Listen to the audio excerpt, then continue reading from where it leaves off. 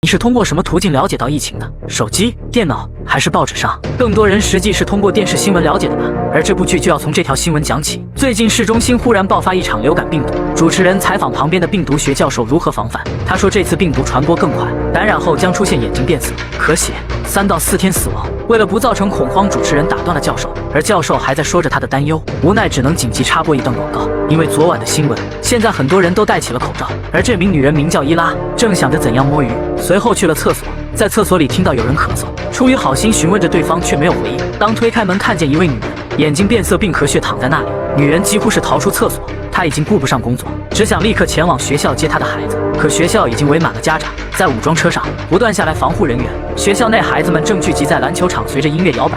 武装人员打断了孩子们，要求靠窗站好。他询问上级接下来的任务。Как всю школу? У меня здесь тут не точно. Выполнять приказ. 当另一批防护人员在班级内找到感染的女孩，女孩显得尤为紧张。防护人员安抚女孩，随后向她喷洒某种液体。在抬出女孩时，她已浑身沾满白色的液体。孩子的父亲想突破防疫人员，可却无能为力。这名女人也在其中。她拿起手机联系她的儿子，而她的儿子很聪明，在学校爆发感染后，他第一时间躲在了衣柜里。他们约好在楼梯见面，随后拨打她前任丈夫，可她的丈夫却堵在了高速上。来到约定地点，可那里的窗户却打不开。女人想到了办法，捡起石头朝窗户扔去。另一面，通往莫斯科的高速均已封闭，现在高速上只留下一排道路，它是运输物资的车辆，并带有通行证才可以进出。男人名叫大山，准备前去询问前方的防疫人员，可防疫人员要求他后退，并用喇叭说了2次，既然进不去，那就睡觉吧。可熟睡中的大山听见楼下发出动静，小心翼翼下楼查看。当看清是自己的父亲后，放下防备。父亲告诉他们赶紧离开这里，这里离莫斯科40公里，在那里的人肯定会逃出来，他们的必经之路也肯定是这里，那将会极大增加感染率。大山同意了父亲的说法，并决定明天一早就离开这里。回到卧室，大山刚刚答应妻子永远不会离开他，转身妻子入睡，他悄悄起来，托付父亲照顾母子2人，独自前往莫斯科内。他的前妻和儿子在这里一直等待着他。急促的敲门声打断伊拉的思路，开门却发现母亲感染了致命病毒，你会怎样？故事里他是这么做的，他把母亲锁在门外，跪在地上不停地祈祷母亲的原谅。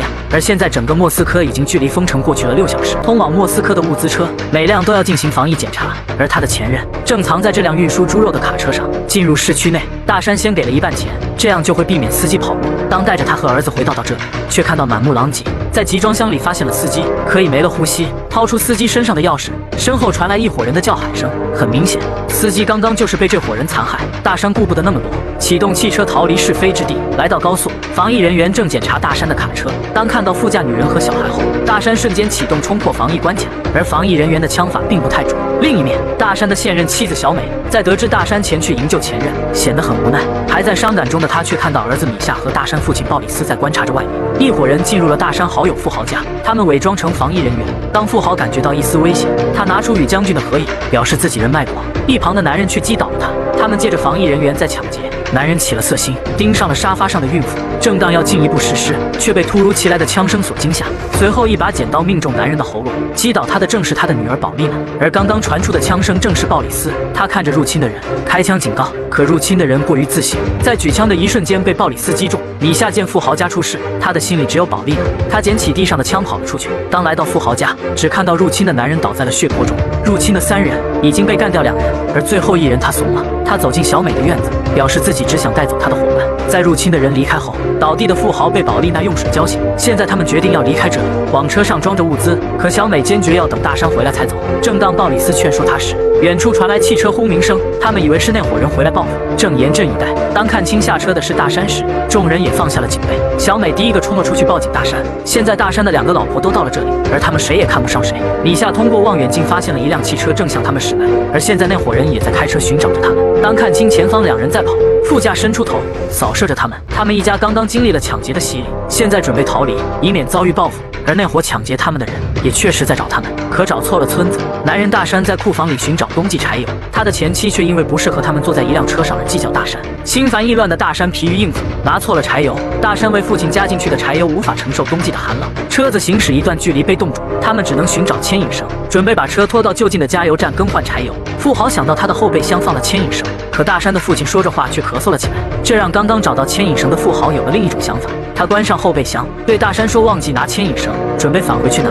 许久，大山坐在车里，不断用手台呼叫着富豪，却没能得到回应。富豪一家人在半路上停车，走进树林小姐。就在富豪和女友走进树林没多久，他的女儿宝丽娜被前方的灯光弄醒。宝丽娜立马警觉，喊上他老爹和小妈赶紧要。汽车停在了他们车的旁边，下来的正是那群劫匪。他们顺着地上的脚印走入森林深处，来到一处断崖旁。为首的人拽起手下要求跳入断崖下，那人只是反抗了一下，就被他按倒，用枪托死劲的砸。一旁手下终于看不下去，开枪打死了首领。首领躺在断崖，他目瞪双眼，死死地盯着崖底的富豪，而躺在地上的人正向开枪的人道谢，他却反手开枪也打死了他。这样他就把责任嫁祸出去，回去也好交差。等待多时的大山明白富豪抛弃了他们，他只能自己开车前去加油站，在路上却碰到了富豪。富豪又一次撒谎，他告诉大山他们准备去小姐，可当他们出来时汽车被偷了。富豪祈求他们送他一家人到最近的加油站，他自己再想办法。就这样，一台小汽车满满登登装下7人，在加油站里，富豪寻找能帮助他的人。此时大山下定决心准备叫回富豪，可加油站一位男人的咳嗽打破了这里的宁静，人们恐慌起来。一名壮汉走到他身后，反手给了他一刀。加油站的人们立刻驱车逃离，大山同样也照做了。富豪一家人被留在了空旷的加油站，他来到加油站小窗口，里面探出店长小心谨慎，而富豪用金钱收买了他。等他们进屋后，这位店长却想灌醉富豪的女儿，这让富豪奋起反抗。店长也没说什么，拿出抽屉里的猎枪，要求他们滚出自己的加油站。半路上，大山决定还是返回带上富豪。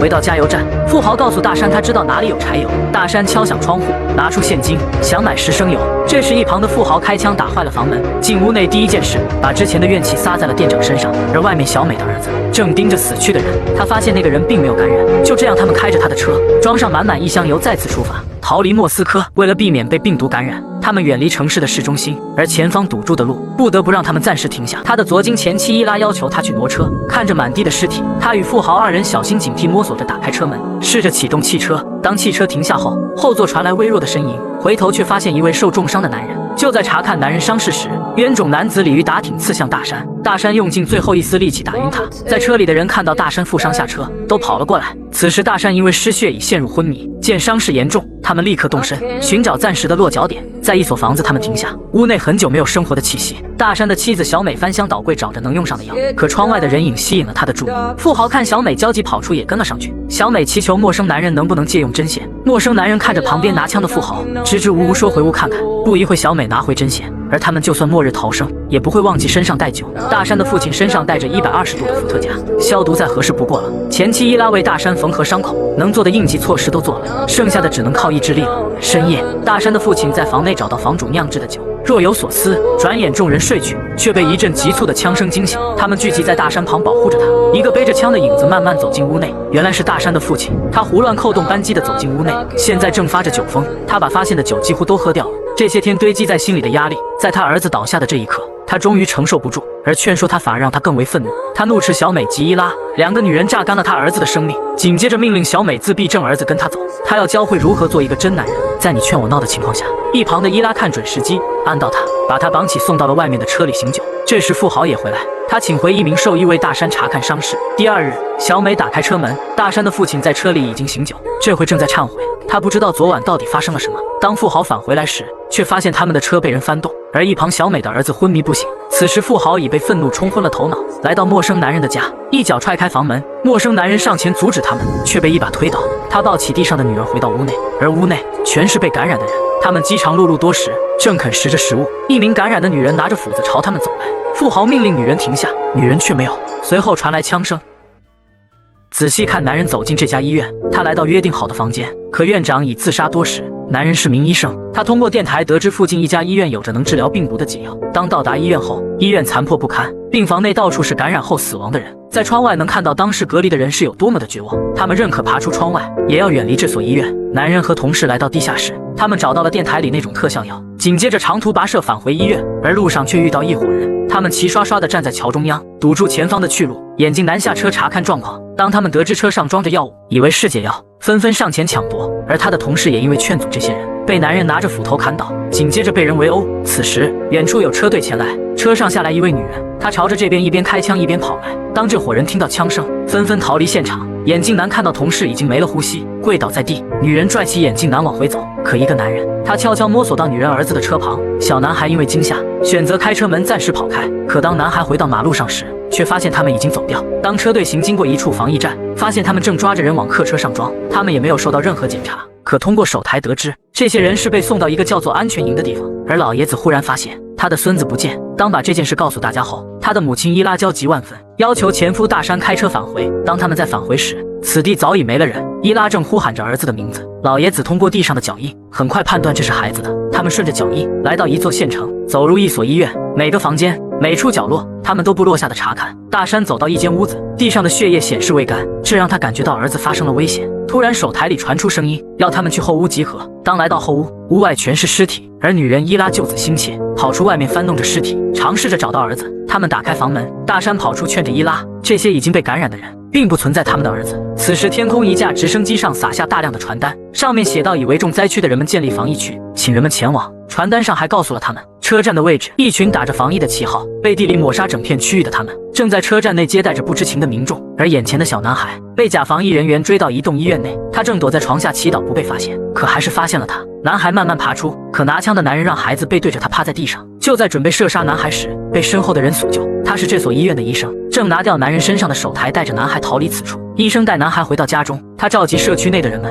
他说外面防疫人员是假的，他们并不是真正帮助。而众人还在半信半疑时，却听到手台里传出他们的声音，他们说正在巡逻，保证每片区域内无人存活。紧接着外面传出车辆的声音，一辆满载假防疫人员，他们正用喇叭说大家快出来前往安全区，又一边下车摸索着走进村子，走进刚刚聚集人的家。此时这些人都藏在地下室内，当他准备打开地下室时，却听到了呼噜声。这个人还在犹豫要不要带走他时，进来的另一人捂上枕头，要求就地解决。当假防疫人员走后，他们走到床前决定奋起反击，而另一面他们还在找着小男孩。一行人通过直升机撒下的传单了解到车站位置，决定去碰碰运气。他们动身来到车站，通过望远镜发现一个小男孩极为相似。母亲伊拉不顾一切地冲过去，当跑上车后却发现不是他的孩子。而准备下车时，防疫人员要求他们回到车上。正当双方辩论时，一旁的老爷子掏出枪，威胁着防疫人员放走他们。女人的前夫大山也正与另一个人沟通，可他的枪却对准了大山。大山顺势夺枪，当枪响的那一刻，就像为反击吹响了号角。那伙反抗的人动了起来，他们看准时机，掏出身上的武器，有拿匕首刺向敌人，有掏出猎枪的。一位反抗人拿着左轮枪从身后击倒了假防疫人员。四面八方都是反抗的人，